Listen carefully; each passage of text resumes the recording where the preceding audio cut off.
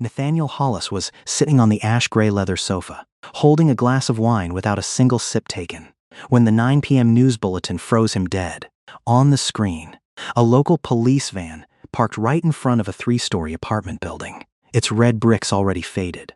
A woman stood in the middle of the sidewalk, her arms wrapped around a black trash bag bigger than herself. Inside were hastily stuffed clothes of children. 2 little kids stood cowering behind her legs, the older one holding the hand of the younger one tightly. Both did not cry, just looking. It was not the tears of the woman that made him freeze on the chair. It was not the eyes of the 2 children. It was not the flat voice of the reporter, the kind of voice people use when reading the weather forecast, but rather the small metal sign attached next to the entrance, which the camera panned across for less than 2 seconds. The words on it he had seen hundreds of times, on hundreds of different buildings across the city. Hollis Property Group. The wine glass in his hand did not spill, but he no longer felt it was there, because the address read out after that street, that number, belonged to a building he had never stepped foot in, but bore his name on every legal paper stored in the office basement a 40-minute drive away. And what was about to happen tonight would shatter everything he ever believed about his own self. 45 years old, executive chairman of Hollis Property Group, 42 apartment buildings, $19 billion in net worth. Just saw his company name attached to the sign of an eviction being broadcast live on the biggest television channel of the state. The woman in the frame was named Danielle Mabry, 31 years old, an afternoon shift cashier at a supermarket 11 blocks away. She earned $13.90 an hour. She had rented apartment 2B in that building for 4 years. The older kid was named Kezia, 9 years old. The younger kid was named Darnell, 6 years old. On the sidewalk, a young social worker bent down, trying to say something to Darnell in a very soft voice. The camera caught the exact moment the boy turned away, not looking at her, only hugging tighter the backpack with a faded dinosaur picture. Kezia stood up straight, one hand holding her brother, the other holding a piece of paper with curled edges, something she refused to let fall from her hand, even though the trash bag was so heavy that her mother had to switch hands constantly. The reporter asked Danielle something he did not hear clearly. She did not answer immediately. She looked straight into the lens. Not a pleading kind of look. The look of a person who had practiced standing with a straight back for so long that her back no longer knew how to curve down.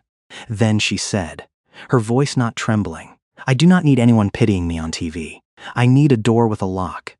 The camera panned to the police officer who was sealing the door of apartment 2B with a yellow tape. The phone of Nathaniel vibrated on the glass table. A message from his personal assistant, sent 40 minutes ago. He had not opened. Note, 114 local media channels reported on the eviction at building number 88 Dunmore. The legal team has confirmed the procedure was right, according to the management contract process. No response needed from your office at this time. Right according to process. He read that word again 3 times, as if reading more would make it mean differently. On the screen, the kid named Darnell turned his head back to look toward the building one last time, then asked his mother a question that the microphone of the television station caught completely, so clear that it could not be fast-forwarded past. "Mommy, are we going camping, Mommy?" Danielle did not answer immediately. She looked down at her son, her lips moving as if about to say something. A sentence she had said to her child an unknown number of times in her life. The sentence she always said whenever everything collapsed and she had no way to hold on. But she stopped midway, did not finish the sentence. The camera cut to another scene. The bulletin switched to the weather section. Nathaniel Hollis sat still on the ash-gray leather sofa, the wine glass still intact in his hand, his eyes still glued to the screen that had changed to an atmospheric pressure map. He put the wine glass down on the glass table. Then he picked up his phone, opened the map application, typed into the search box, 88 Dunmore Street. A green dot appeared, less than 6 kilometers away from his current apartment. He had never set foot there a single time in his life. The penthouse of Nathaniel Hollis occupies the entire 38th floor, marble floor imported from Italy, cold underfoot even when the heating system runs at full capacity. Walnut wood dining table, 12 seats. In 6 years living there, not a single time enough people sat taking up all 12 chairs. Open kitchen with 6-ring induction cooktop, pure black granite surface. He had never cooked more than 1 egg on it. 42 apartment buildings bear his company name. He had never knocked on the door of any apartment among them to ask after the people living inside. $19 billion net worth. That amount of money had never bought for him one night of full sleep. The Patek Philippe watch on his wrist costs $31. He wears it not to check the time. He wears it to remember, every time looking down, what time means when people do not have enough of it to pay rent. The glass wall, high from floor to ceiling, looks down on the entire city center at night. Thousands of lit window panes below. He does not know the name of a single person living behind those panes. There is a ritual he keeps exactly every year. On the 9th of October, the death anniversary of his father, he wears again the leather jacket already frayed at the wrists. The only thing in his wardrobe he did not buy new. He drives the 2011 Lincoln Town car that he still pays full insurance for just to use for this day, even though it lies still in the garage the remaining 364 days. He drives back to the Dorchester area, to the small cemetery lying next to a red brick church, where his father was buried next to the empty grave reserved for himself. He does not bring roses, even though the office always has fresh imported roses available every Monday morning. He buys white chrysanthemums at a corner grocery store, the cheapest kind in the bucket, still sticking red dirt dust at the roots. His father once said to him, the year he was 14 years old, voice cold as if reading a contract clause, "The best flower that a serious businessman should buy is the cheapest kind still able to live through the night. Do not waste money on something only beautiful for one day." He puts the flower bouquet down, stands there exactly 7 minutes, says nothing, then turns back to the penthouse and does not mention that matter to anyone until the next year. Tonight is not the 9th of October, but he is still standing, hand holding the phone, looking at the green dot on the map 6 kilometers away from him. And the feeling in his chest is exactly like the feeling every time standing in front of his father's grave. A feeling without a name, only having weight. Nathaniel Hollis once thought money is the thing that can fill every gap.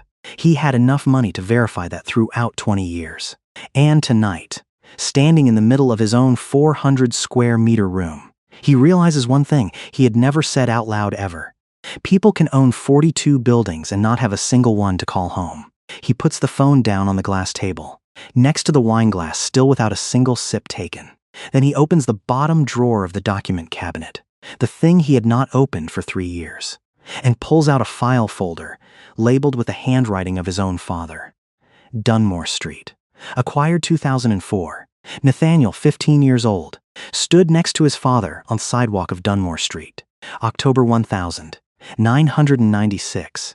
Aldridge Hollis wore a striped gray suit, holding a black leather briefcase in his hand, his posture standing straight like a pole. He was not a person coming to threaten anyone. He came to read a piece of paper, exactly like the way a person reads the weather bulletin. In front of the door of apartment number 6, a woman stood hugging a cardboard box, inside messy with a few pots and a family photo frame. Her name was Ernestine. Her hair already more than half gray, her hands trembling not because of the cold. "Mrs. Coleman," his father said, his voice flat, not loud, not soft. "You have been late on your payment for 41 days. According to the clause in the lease contract, I have the obligation to execute the procedure to repossess the apartment. I only need 2 more weeks." She said, "My son just got a job. He gets his salary this Friday. I understand your situation is very difficult." His father did not look into her eyes when saying that sentence. He looked down at the piece of paper in his hand. "But if I make an exception for you, I have to make exceptions for 140 other households currently renting my houses. That is not real estate management. That is chaos." Nathaniel stood behind his father's back, his hands gripping tightly the straps of his school backpack, watching 2 other men carrying the small refrigerator of Mrs. Ernestine out to the truck parked by the street. He pulled his father's sleeve. "Dad," his voice was small, almost whispering, "can we help her?" Aldridge Hollis did not stop walking. He continued walking toward the car parked at the end of the street, and Nathaniel had to walk faster to keep up. Only when reaching the car door did his father place his hand on his shoulder, heavy and firm, as if pressing an object down on the table. "Do you feel pity?" He looked straight into the eyes of his son for the first time since they stepped out of the car 15 minutes ago. Good, meaning you are still human.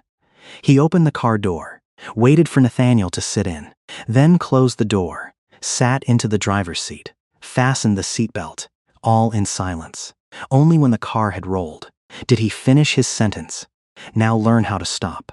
Pity cannot pay the bills.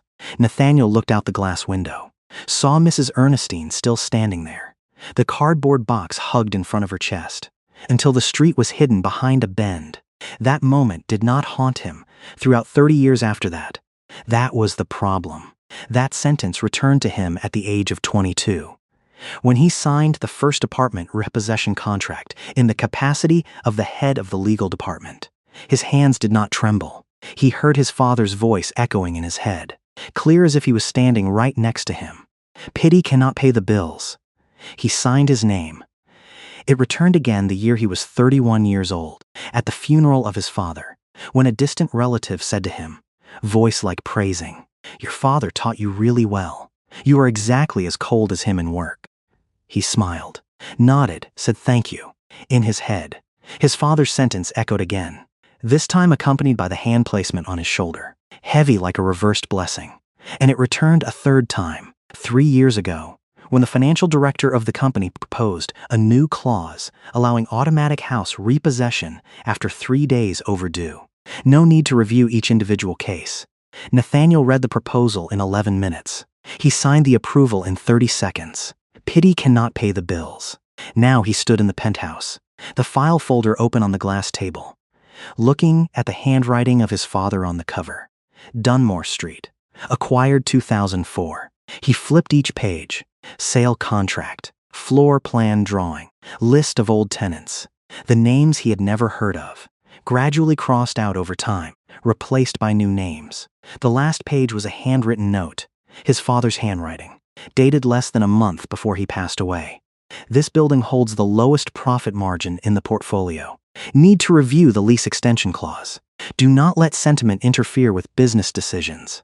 Nathaniel, you understand that clearly better than anyone else. He stood there, the piece of paper in his hand, his eyes still glued to the familiar handwriting, when the phone on the table vibrated a new message. The communication team proposed, do not make a public statement about the incident at Dunmore Street before having a full legal assessment. He read the message twice. Then he grabbed the jacket hanging on the chair.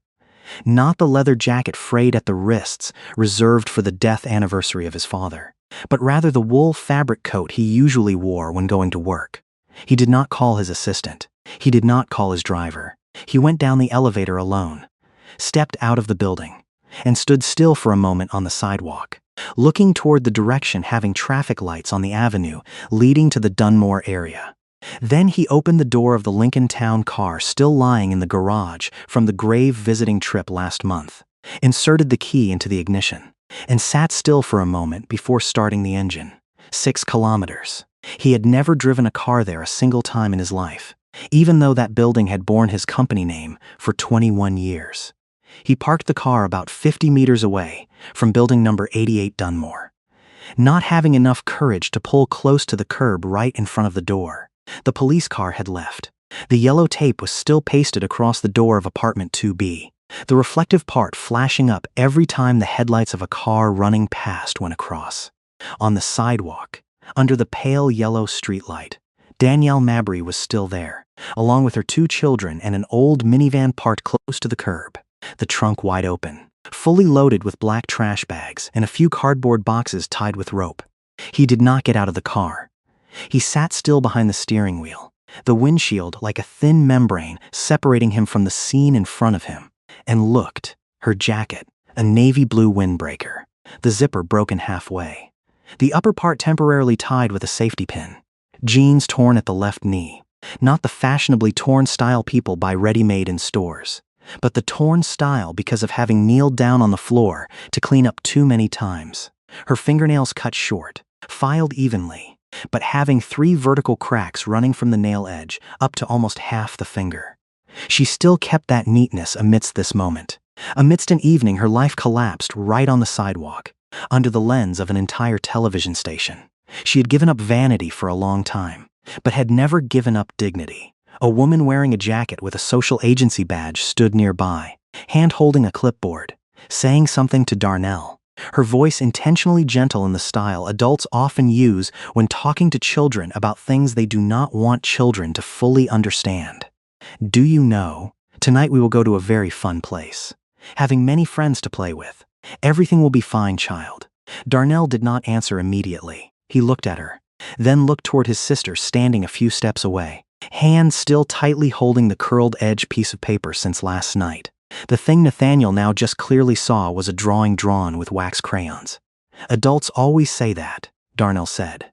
Voice not irritable. Not sad, just simple as if reading a truth that had been verified many times in his short 6-year life.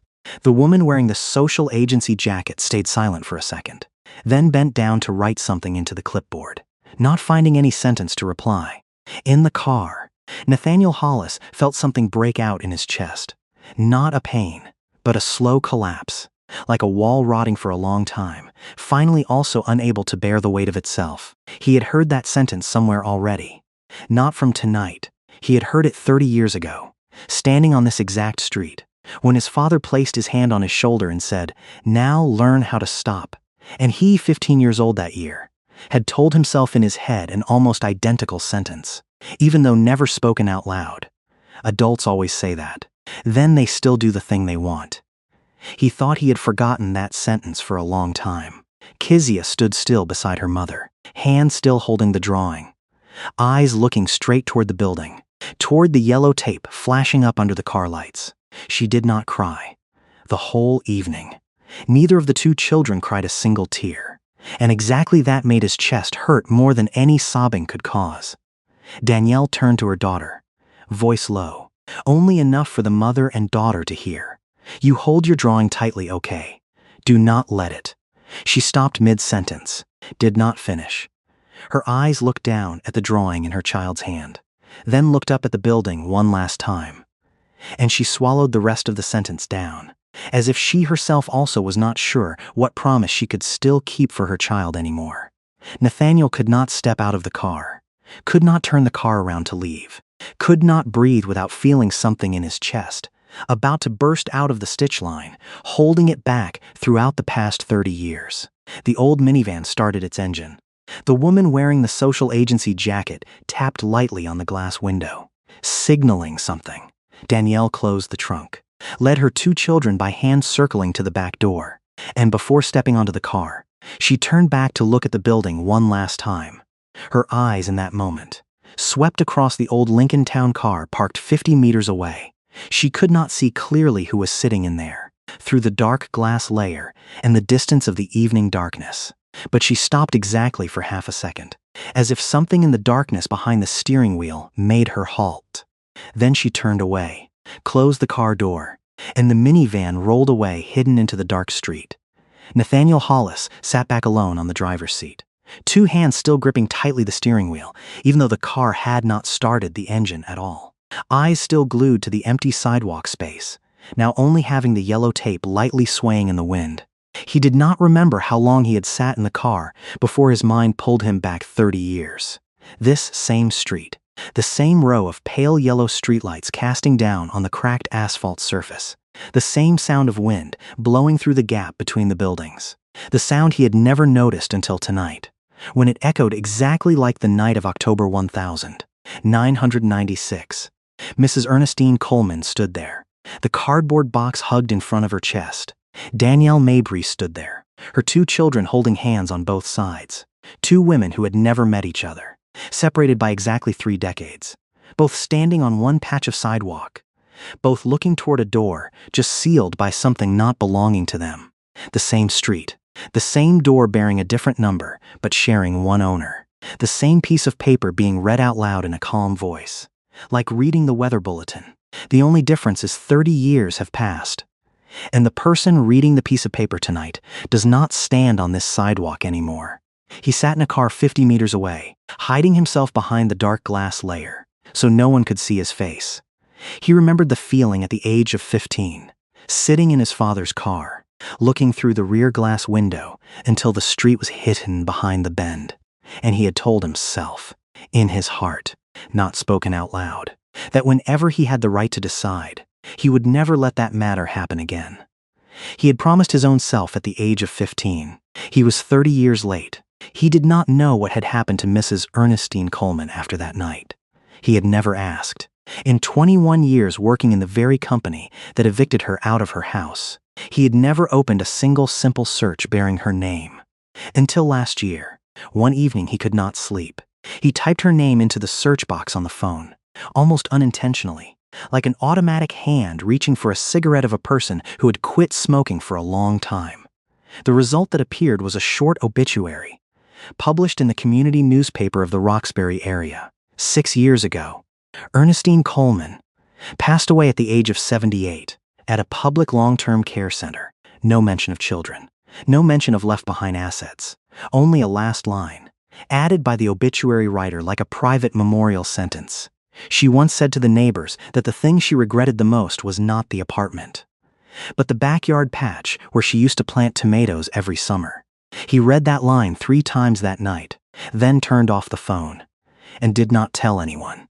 Now sitting in the car, he looked toward the building, and in his head 2 images overlapped to the point he no longer could distinguish which was 1996, which was tonight. The same pale yellow streetlight, the same man wearing a suit standing reading a piece of paper, the same child standing behind its mother's back, not crying, just looking. The only difference is this time, the child standing behind its mother's back was not him, and the man reading the piece of paper, this time, also was not his father, was himself, even though he did not stand on the sidewalk tonight at all. Even though he had never signed any piece of paper related to the repossession of apartment 2B. But his signature was present there since 3 years ago, on a clause he read in 11 minutes and approved in 30 seconds. The clause allowing this machine to operate itself without needing any human standing out to take responsibility for each specific case. He did not need to be present to do the thing his father used to do. He only needed to sign once, and the machine would repeat that on its own, night after night, at 42 different buildings, without needing him to know the name of a single person among them. He had thought that was the difference between him and his father, that he did not stand there looking straight into the eyes of a woman and reading the eviction order for her to hear. He only signed a clause, from up on the 38th floor, far away from every face, every voice, every child not crying. But sitting here, looking at the yellow tape lightly swaying in the wind, he understood that difference did not exist. He only did the same thing, at a further distance, so as not to have to see the face of the person he was doing that to. The phone in his shirt pocket vibrated a new message from the communication team, the words appearing bright on the lock screen. "Do you want us to prepare an official statement about the incident, Mr. Hollis?" He looked at those words for a long time, his finger hovering over the screen, not touching. Then he turned off the phone screen, opened the car door, and stepped outside for the first time since parking the car 50 meters away, his feet touching down on the cold sidewalk surface. Right at the spot 30 years ago, Mrs. Ernestine Coleman had stood hugging the cardboard box in front of her chest. Danielle Mabry was born in a 2-bedroom apartment in the Mattapan area, the 3rd child among 4 siblings. Her mother worked cleaning for wealthy families in Chestnut Hill 6 days a week. She remembered clearly her mother's hands more than anything else about childhood. The hands red and blistered because of industrial bleach, the knees worn because of kneeling to clean floors not belonging to her. The pine sol smell clinging to her mother's shirt to the point Danielle grew up believing that was the smell of love, because that was the smell always present. Every time her mother came home, tired enough to still have energy to hug her into her arms before falling asleep on the sofa. Her mother, Mrs. Loretta, had a saying repeated so much to the point, and Danielle could hear it in her head, even when she had passed away for 11 years. "You do, you pay yourself. You owe no one and no one owes you." She said that sentence every time Danielle asked for money to buy something unnecessary. She said that sentence when Danielle was 16 years old, asked to work part-time at a laundromat instead of taking extra evening classes. And she said no, go to school first. Money can be earned later, but study time cannot be bought back. Danielle did not fully understand the meaning of that sentence until she was 19 years old, met Marcus Ellison at a church service, and the two married each other 18 months later in a small ceremony at that very church, Marcus wearing the only suit he had, the collar slightly loose because he borrowed it from his older brother. Marcus worked as a carpenter, not belonging to the payroll of any company, taking jobs project by project through an intermediary contractor. He had good skills. Careful to the point, customers always asked for his phone number to call back for the next home repair.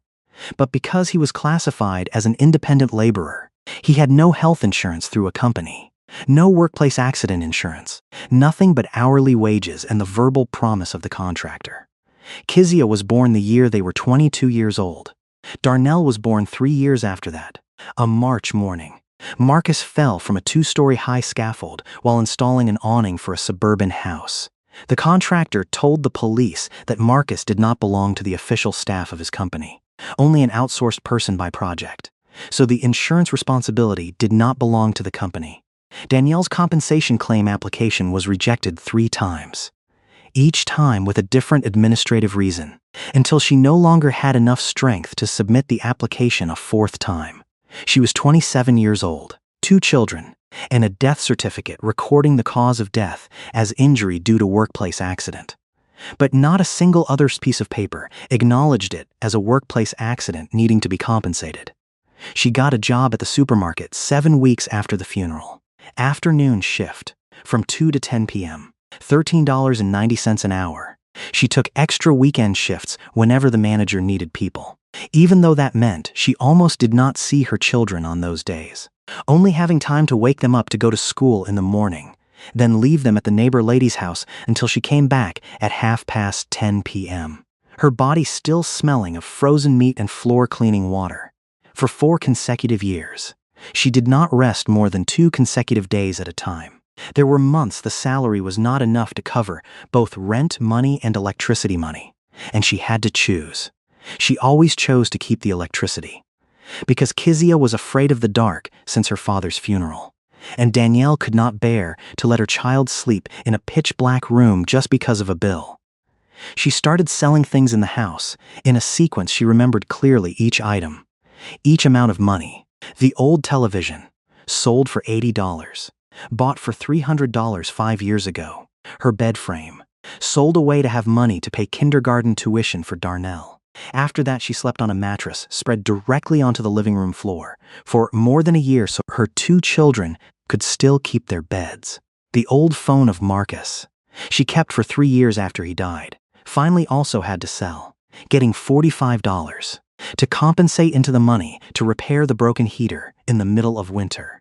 The microwave oven, sold for $20, enough to buy 1 week of milk for the 2 little ones. But she never sold anything belonging to her children. Did not sell Darnell's tricycle, even though it had sat unused in the corner of the room for 2 years because the boy outgrew the size. Did not sell Kezia's coloring book set, even though each book cost $5 at the secondhand store. Every time moving house, every time an item in the house disappeared, Kezia would sit down in a corner, take out the old wax crayon box, and draw again exactly one single shape: a square house, a triangular roof, a door with a handle, and a round sun at the corner of the paper. The little girl never drew any other shape. Danielle did not ask why. She only kept each sheet, stored in a paper bag under the bed. There were weeks she only ate 1 meal every day, so the rest was enough for her 2 children to eat 3 meals. She did not tell anyone that, including the neighbor lady, who still helped watch her children every evening. The evening 3 days before being evicted, Kezia brought her school backpack home, sat down at the kitchen table to do homework like every day. Danielle was washing dishes at the sink, not paying attention, until she heard the sound of something falling to the floor, softly like a crumb. She bent down to pick it up, and saw it was a crumbled biscuit piece, the kind of crispy biscuit distributed for free at the school canteen during recess. She opened her daughter's backpack, not to check, only out of curiosity, and found at the bottom of the backpack 4 intact biscuits, wrapped carefully in a paper towel, along with a small piece of paper Kezia wrote with a colored pencil, the scribbled handwriting of a 9-year-old child. For Darnell, Because he likes biscuits more than me. Danielle sat flat down on the kitchen floor, her back leaning against the refrigerator, her hand still holding the 4 biscuits and the piece of paper, and she used her hand to cover her mouth tightly, so the crying sound did not leak out of the room. So her 2 children, sleeping in the next room, did not hear their mother breaking apart on the kitchen floor. Because a 9-year-old child had taught itself how to yield before it had time to learn how to read a book fluently. She did not know how many times her daughter had hidden biscuits to bring home before that. She only knew, sitting there on the cold tile floor, that the little girl had done this long enough to know how to wrap the biscuits carefully, so no crumbs fell out. So her mother did not find out until a single crumb fell down onto the floor on the exact night that she no longer had enough strength to pretend everything was still fine. The temporary shelter was located in the basement of a church in the Roxbury area, a 40-minute walk away from Danielle's old building. Rows of bunk beds were arranged close together, the smell of disinfectant mixed with the smell of diluted cheap coffee, the sound of children echoing back from the corner of the room where there were a few old toys. 3 days after the night being evicted, Danielle saw him before he had time to step close. She was sitting on the folding plastic chair, folding a shirt of darnel, when she noticed the shadow of a man standing at the entrance, tall, wearing a wool fabric coat, standing halted as if asking himself whether he should step further or not. She did not stand up. She did not smile. She only looked at him, her eyes unflinching, the way of looking of a person who had practiced standing firm through too many shocks to still be startled because of a stranger appearing. He stepped closer, stopped a few steps away from her, and before he had time to open his words, she had spoken first. "What do you need?" Not a question, a boundary. "I am Nathaniel Hollis," he said. I know who you are," she interrupted, her voice still flat. Her hands still continued folding the shirt. "Your name is printed on every house lease contract I have ever signed over the past 4 years. I do not forget a name like that." He stood there, not knowing where to place his hands, and realized this was the first time in 21 years running the company. He stood in front of a person who had once rented his own house. "If you came to apologize," she continued, not waiting for him to answer, "I do not need your pity. I need a door with a lock. I need a place where my 2 children do not have to share bunk beds with other children of other families who also just lost their homes like me. I need my job not to be affected because I have to ask for leave to go looking for a new house during administrative hours. Can you do any of those 3 things?" He did not answer immediately. She looked at him waiting. Then, when he was still silent, she continued, her voice not raising higher but sharper. "Everyone wants to help. No one wants to fix. People hand me a bag of food, then feel they are good people. But no one asks why a woman going to work 8 hours every day for 4 consecutive years is currently sitting in a church basement folding her child's shirt on a plastic chair." Nathaniel stood still, 2 arms hanging loose, and he realized every sentence he had prepared ready on the way coming here. The apologizing sentences, the promises to fix the wrongs, now sounded completely hollow in his head, like the pieces of paper he used to sign but never read completely. He did not try to convince her. He did not give out any offer at all. He only said a truth, his voice hoarser than he thought. "I did not come here for charity." He stopped, finding the right words. "I saw your son ask you whether you 2 were going camping, and since that night I could not close my eyes." Danielle said nothing, but her hand stopped folding the shirt. 30 years ago, he continued, voice lower, I stood exactly on that street, next to my father, watching him read a piece of paper exactly identical to the piece of paper pasted on your house door. I was 15 years old.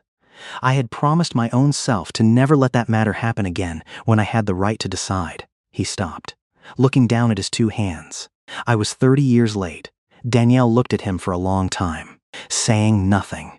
She did not fully understand the meaning of the story he just told, did not know who his father was, did not know what the street he mentioned had once witnessed before she was born, but she understood his voice.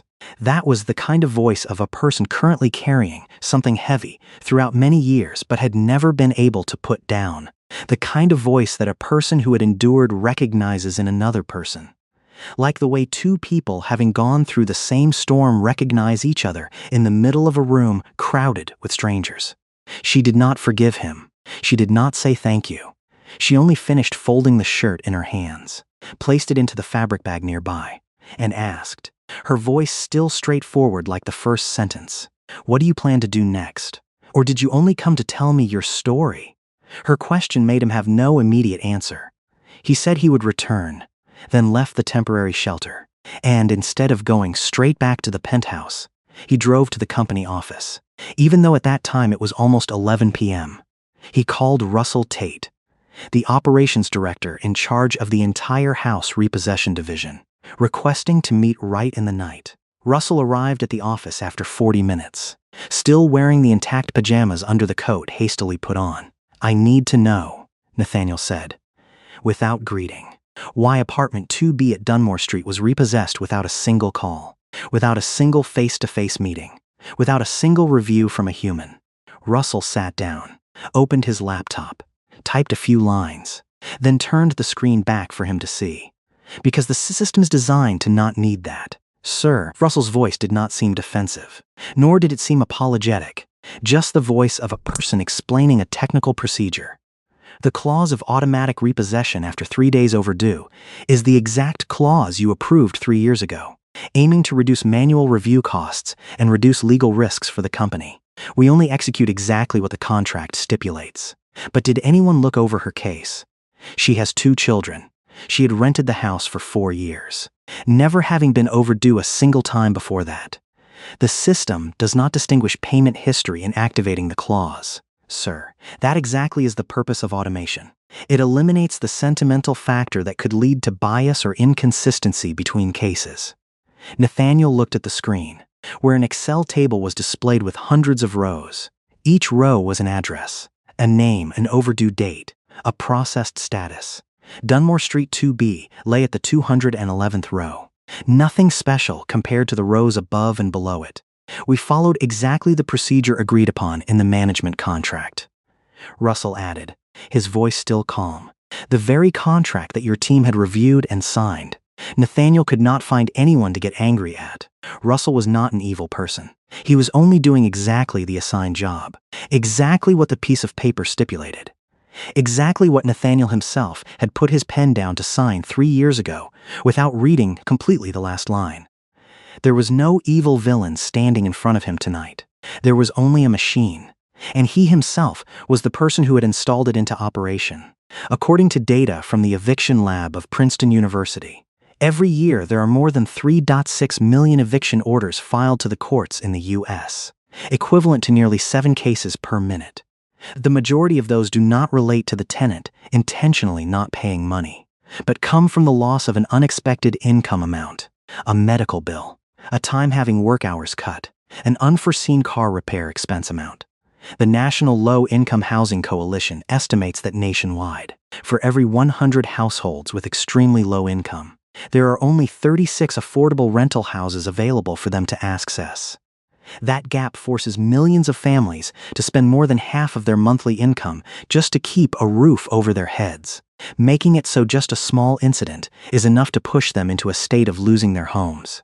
Studies also point out that Black women are the group evicted with the highest rate among all demographic groups in the U.S., especially single mothers currently raising small children. Once being evicted one time, that record follows them for many years, making renting a new house become multiple times more difficult, even when they have stabilized their finances again. The most noticeable thing in these studies is not the number of people being evicted, but the speed of the procedure. In many states, the entire process from the time of filing the application to the time of coercion can be completed within less than 3 weeks, much faster compared to the time a low-income laborer needs to save up enough deposit money for a new house. Nathaniel closed the laptop. Saying nothing more to Russell, he sat alone in the dark office. Having only the single desk light shining down on the document pile he brought along from the penthouse. Russell said we could not do otherwise. But Nathaniel heard out another word, hidden beneath that sentence, a word that he had never dared to admit throughout 21 years running the company. Did not want to. He was not only watching a tragedy happening on the TV screen that evening. He had sponsored it, with his own signature, 3 years ago. In the 30 seconds, he did not bother reading completely a clause. He opened the Dunmore Street file folder again, flipped to the last page, where there was the handwriting of his father. Do not let sentiment interfere with business decisions. Nathaniel, you understand that clearly better than anyone else. For the first time in his life, he picked up a pen, drew a horizontal line across that sentence, and wrote underneath the handwriting of his own self, trembling lightly but decisively. I do not understand that. I have never understood. In the next 4 days, Nathaniel did not return to the temporary shelter. Instead, he worked from the office, silently, not informing anyone besides Russell. He hired an independent housing lawyer, not belonging to the legal team of the company, to review the entire repossession file of apartment 2B and find a way to reverse it on paper, erasing the eviction trace from the credit record of Danielle. He directed the management department to repair the entire plumbing system and heater of the apartment, which had been broken since before she moved in 4 years ago, but had never been reported for repair. He called an old friend working as a principal of a community college, asked about scholarships reserved for single parents, and submitted the application substituting Danielle with the information he found through the lawyer. He did all those things with the belief that he was fixing a mistake, silently, unostentatiously, not needing anyone to be grateful. Arriving at the 5th day, Danielle received a call from the community college, announcing her scholarship application had been approved. She had never submitted the application for that scholarship. She went straight to the company office, without an appointment, hand holding the scholarship announcement paper, standing in front of the reception desk until they called Nathaniel down to meet. He stepped out, saw her facial expression, and understood immediately he had done something wrong. You submitted the application substituting me. Not a question. I only wanted to help you have the opportunity that you deserve to have. You decided substituting me. Her voice was not loud, but every word was like hammering a nail. You submitted papers bearing my name onto a system that I have to take responsibility for, and you did not think I deserved to know before you did that. Nathaniel opened his mouth intending to explain, but she did not stop. Do you know who else also once decided substituting me without asking? The contractor decided my husband was not an official staff member, so he was not worthy of being compensated. The insurance company decided my application was not qualified. 3 times. Not a single time clears explaining why. The system of your own self decided me being 3 days overdue was enough to lose my house, not needing to ask me one sentence. She stepped 1 step closer. And now is you. A man thinking that because he has money and has goodwill, he is allowed to skip the part having to ask. Nathaniel stood still, not finding any words to reply. Goodness stripping away the right to choose of people, then, is not goodness, sir. That is control with nicer lighting. She put the scholarship announcement paper down on the reception desk, not bringing it along, and looked straight into his eyes one last time before turning away. I do not need you to save me. I need you to let me save myself. She stepped out of the building, not turning back. Nathaniel stood there, in the middle of the office lobby, 2 arms hanging loose, and he did not argue back a single sentence, because she was right.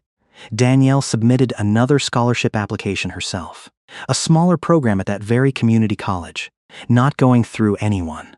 She found a new house herself, a 1-bedroom apartment in the Mattapan area. Rent price higher than the income she could pay comfortably.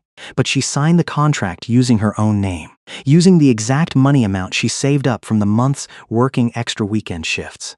She tried to balance work, her 2 children, and evening classes 2 times a week, but the administrative machine did not wait for her.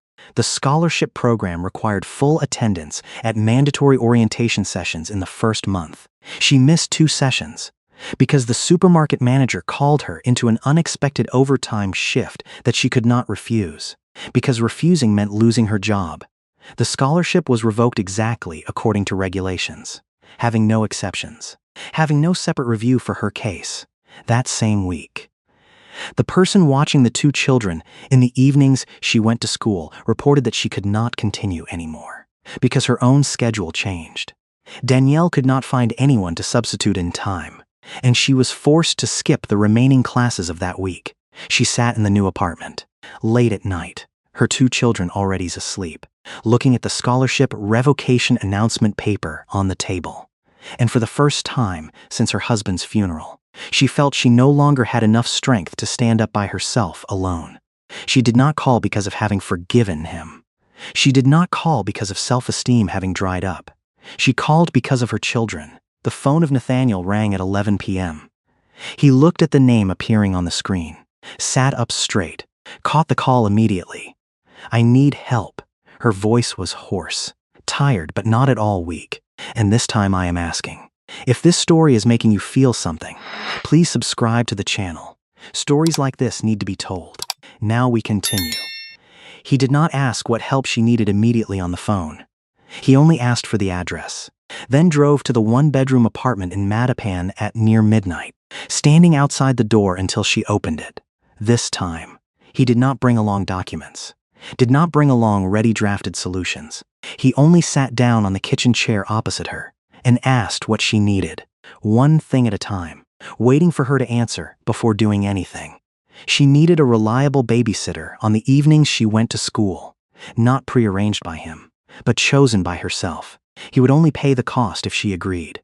She needed the company where she worked to commit in writing to not put her into overtime shifts overlapping the pre-registered study schedule, a clause she could bring out as evidence if violated.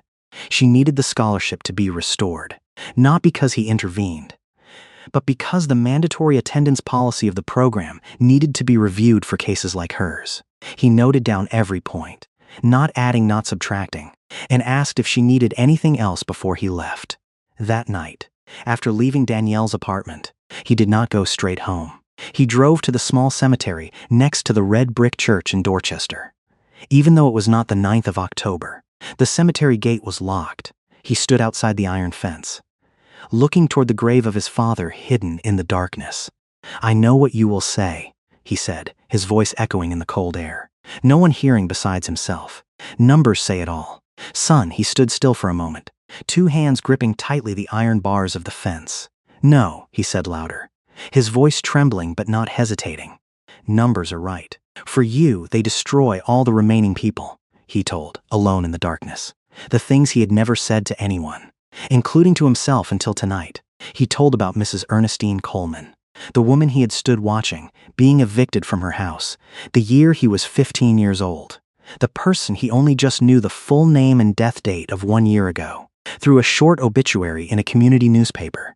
He told about how throughout 21 years running the company, he thought he was building something solid, so no one had to stand on the sidewalk hugging a cardboard box like she used to stand. But he had never realized he was building it by repeating exactly the thing that pushed her out of that house. The sentence piercing the deepest, he set out without preparing beforehand. "I have had enough time to fix this matter for 21 years now. I chose instead to wait until seeing it on TV." He did not cry right at that moment. The tears came later, when he had sat into the car, 2 hands placed on the steering wheel, the engine not yet started. He cried for the first time after 21 years, not sobbing, not making a sound, only having tears silently flowing down, and 2 hands trembling lightly on the steering wheel while he sat there, alone in the middle of the dark parking lot, no one witnessing besides himself. Danielle returned to working the afternoon shift at the supermarket.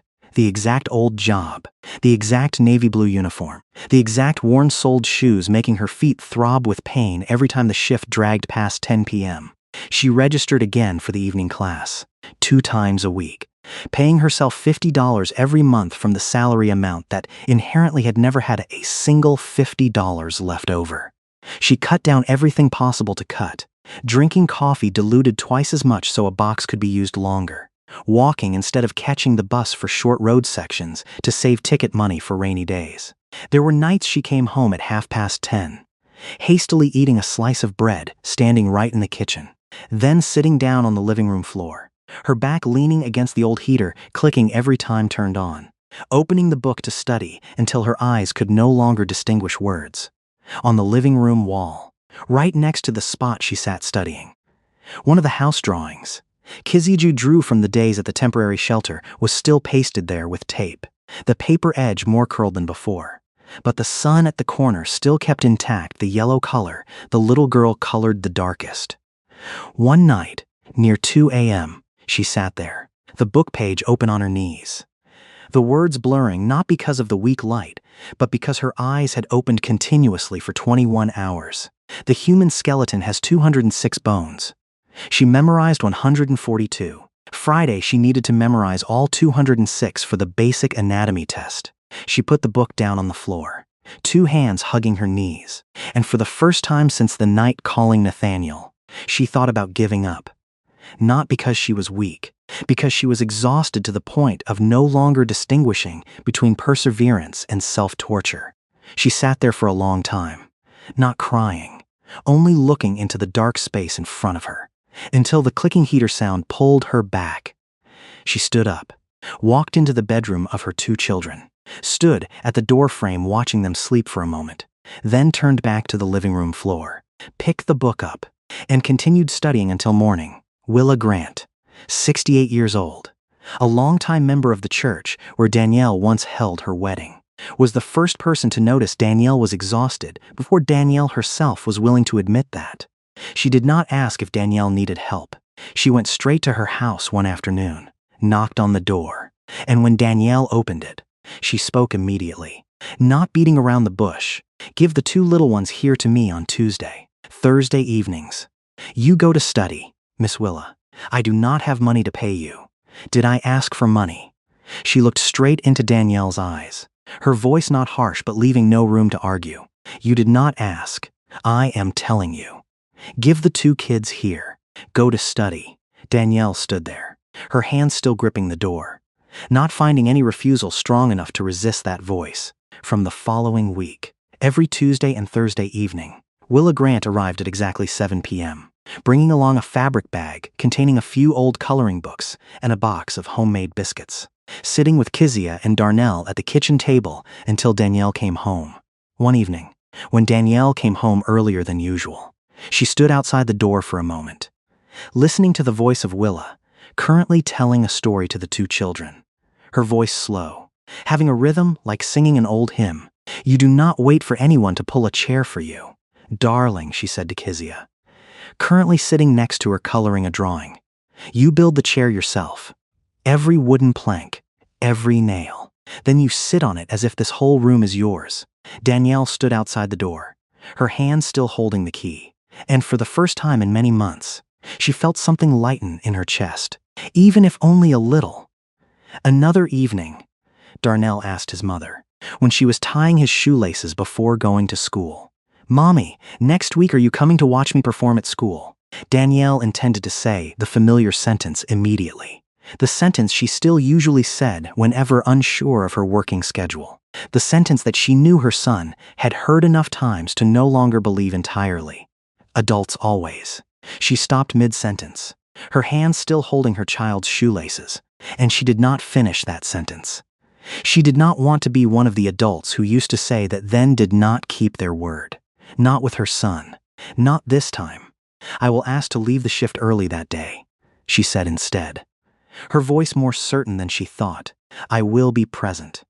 Darnell looked at his mother, saying nothing, only nodded, and his eyes had something making Danielle understand that her son was waiting to see if this promise was different from the previous promises or not.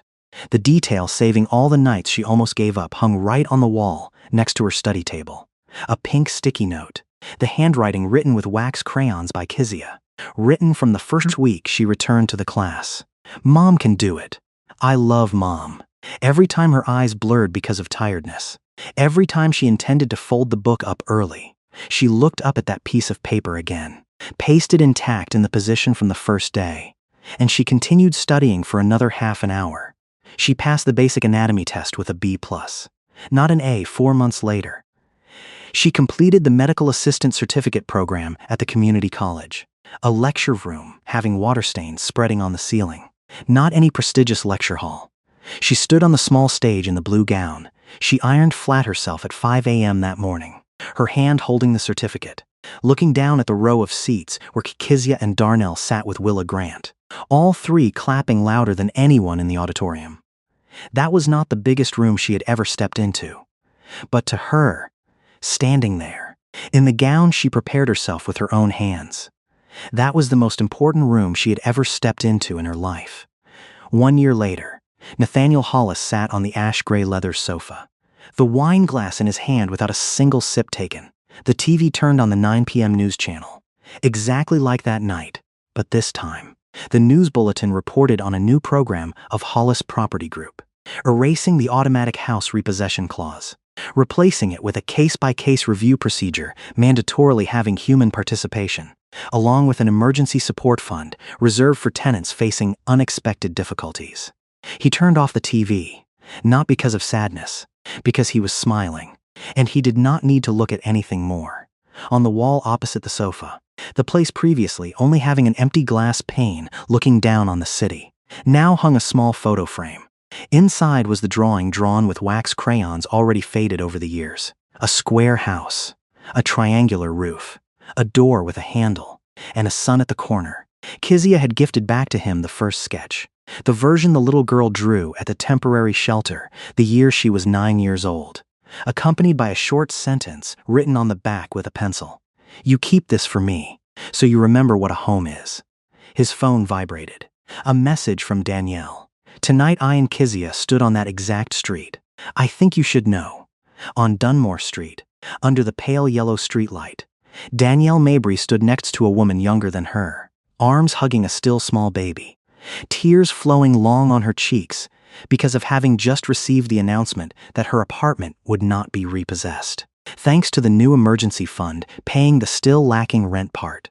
Danielle did not say any elaborate comforting words. She only placed her hand on the woman's shoulder, the exact way Willa Grant once placed her hand on her shoulder, and said, her voice certain, "You do not have to stand here alone. I once stood exactly where you are standing." The baby in the young woman's arms suddenly stirred. Sobbing, Danielle bent down, not needing anyone to ask, reached her hands out to receive it. And the young mother, because of exhaustion, let her hold the baby for a moment, lulling it with a wordless melody until it stopped crying. Darnell, now already 7 years old, stood next to his mother, pulled her sleeve. "Mommy, next year are you coming to watch me perform again?" Danielle smiled, bent down to look at her child, hands still rocking the unfamiliar baby in her arms. "Adults always say that, right?" she said, joking voice, eyes sparkling under the streetlight. Darnell burst out laughing, because he knew, this time, that was not a lie. In the penthouse, Nathaniel stood in front of the glass pane high from floor to ceiling, looking down at the city at night, and in his head, his father's voice echoed one last time, weaker than he thought. "Numbers say it all, son." But that voice no longer occupied the entire room completely like, throughout the 21 years before anymore. It was overwhelmed by other voices, newer, louder, by the question of a 6-year-old child asking its mother whether they were going camping, by the straightforward sentence of a woman refusing to be decided substituting her, by the warm commanding voice of an old lady telling to give the 2 little ones here, go to study. Those newly were the voices living in his walls now, and they were louder than anything his father had ever said. "Hey, before you turn off the video, I want to sit down and talk for real with you a little bit. Nathaniel and Danielle are not real. I made them up, from beginning to end. But the eviction spiral that they went through is real, currently happening out there, right at this moment. Every number I mentioned in the story, from the Eviction Lab of Princeton to the National Low Income Housing Coalition, can be looked up, having proper sources. You just try typing to search right tonight and see. We often say someone lost their home so lightly as if they forgot it somewhere.